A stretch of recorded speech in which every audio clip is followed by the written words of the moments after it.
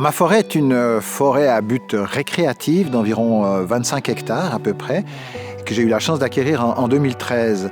Et en fait, mon objectif était de pouvoir avoir la chance de vivre au milieu du bois, au milieu de la nature, comme vous pouvez le voir, tout autour de nous, au milieu des arbres.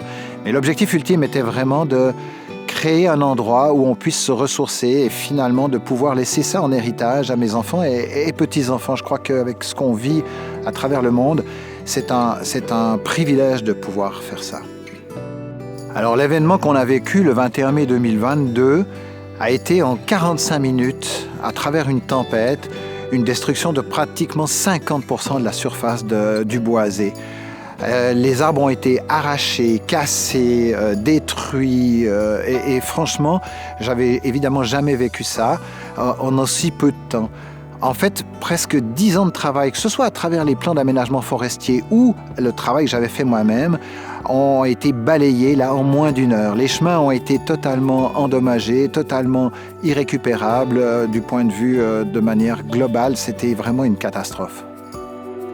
Donc, à la suite du derecho, on a procédé à une coupe de récupération, c'est-à-dire qu'on a récupéré les arbres qui étaient renversés, les arbres qui étaient brisés, les arbres qui étaient encroués et aussi quelques arbres qui étaient restés debout mais qui étaient devenus vulnérables.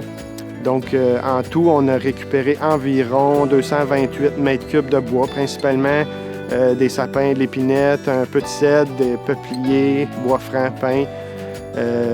Tous les bois qui ont été récupérés là, ont été valorisés sur les marchés locaux.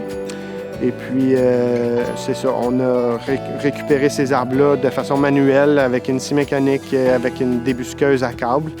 Et puis, en deuxième étape, là, on a fait un broyage des débris de coupe dans les sentiers et à proximité de ceux-ci là, pour permettre d'avoir une meilleure esthétique du boisé après les travaux. Ça permettait aussi là, d'avoir un meilleur niveau de plantabilité pour la suite des choses.